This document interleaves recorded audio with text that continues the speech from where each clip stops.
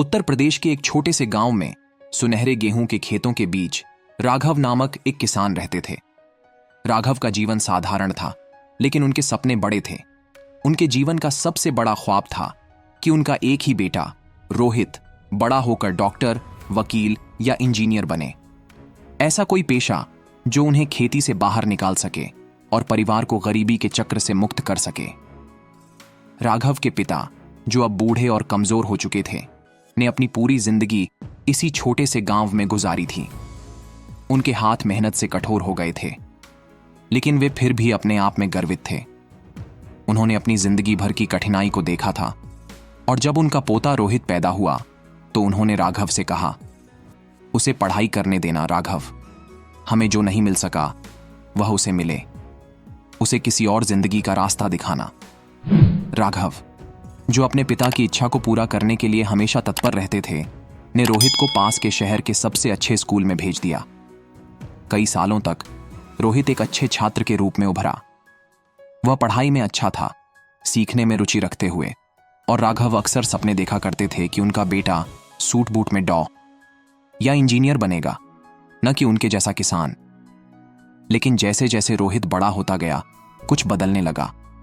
उसकी आंखों की चमक मंद पड़ने लगी। उसने पढ़ाई में उतनी रुचि नहीं दिखाई जितनी पहले थी।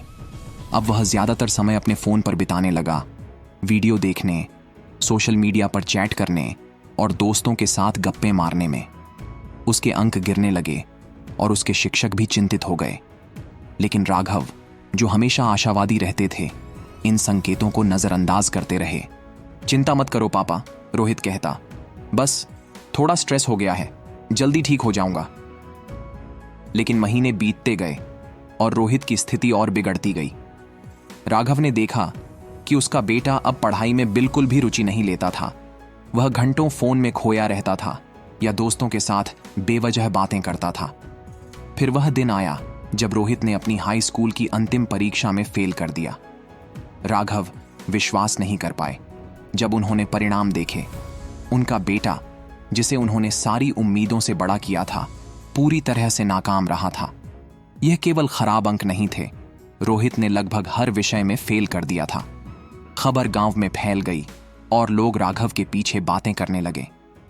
राघव को गहरा आघात लगा, लेकिन उन्होंने अपने भावनाओं को छुपाए रखा। वह यथार्थ का सामना नहीं करना चाहते थे। इसके बजाय उन्होंने सिस्टम को दोष दिया, रोहित के शिक्षकों को और पढ़ाई के दबाव को। यह उसकी गलती नहीं है, राघव खुद से कहते। सिस्टम ही खराब है। मेरा बेटा तो बहुत सक्षम है। लेकिन गहरे में राघव को महसूस हो रहा था, उन्होंने अपनी सारी उम्मीदें रोहित पर टिका दी थीं। हर रुपया जो उन्होंने कमाया था, उसी के पढ़ाई पर खर्च किया था। राघव ने हमेशा सोचा था कि वह अपने बेटे को उस जगह पर देखेंगे जहां वह खुद कभी नहीं पहुंच पाए थे। अब वे सारे सपने टुकड़ों में टूट चुके थे, जैसे कांच के टुकड़े, तेज और कष्टदायक। उनके पास अब एक ही रास्ता था, या तो वे रोहित को जैसे वह हैं वैसे स्वीकार करें, या फिर इस निराशा को सहन करें। रोहित, दूसरी ओर, अपने पिता की निराशा को महसूस कर रहा था।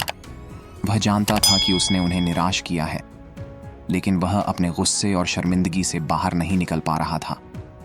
हर बार जब वह राघव की तरफ देखता, उसे अपनी आंखों में उस आदमी का थका हुआ चेहरा दिखाई देता, जिसने अपना पूरा जीवन अपने बेटे के बेहतर भविष्य के लिए काम किया था। रोहित को कोई बहाना नहीं मिल रहा था। वह केवल खुद से घबराया हुआ और शर्मिंदा महसूस कर रहा था। समय बीतता गया और घर में तनाव बढ़ने लगा। राघव ने धीरे धीरे रोहित से दूरी बना ली। वह उसे देख नहीं पाते थे, क्योंकि हर बार उनकी आंखों में वही ठोकर खाई उम्मीदें थीं। अब उनका प्यार और विश्वास टूट चुका था। रोहित भी गहरे अंदर से चुप हो गया था। वह न बोलता था, न कुछ करता था। वह बस खालीपन महसूस करता था, जिससे बाहर निकलने का उसे कोई रास्ता नहीं मिलता था। फिर एक दिन राघव के पिता, जो अब बहुत बुजुर्ग हो गए थे, उन्हें एक कमरे में बैठाकर समझाने लगे, जहां वे दोनों बहुत बार जीवन की बातें करते थे। उन्होंने राघव को देखा। उनकी आंखों में समझ और अनुभव था। राघव, उन्होंने कहा, तुमने हमेशा अपने बेटे के लिए अच्छा किया है, लेकिन एक बात याद रखो, तुम्हारा बेटा तुम नहीं है। तुम चाहते थे कि वह वही बने जो तुम कभी नहीं बन पाए, लेकिन कभी कभी हमें अपने बच्चों को जैसा वे हैं वैसा ही स्वीकार करना पड़ता है, न कि जैसा हम उन्हें बनाना चाहते हैं।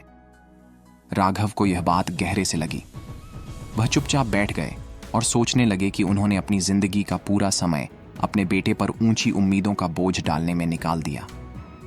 रोहित कोई नाकाम आदमी नहीं था, वह बस एक युवा था जो खुद को समझने के सफर पर था, लेकिन राघव ने उसे वह रास्ता कभी नहीं दिया जिससे वह अपना रास्ता खुद चुन सके।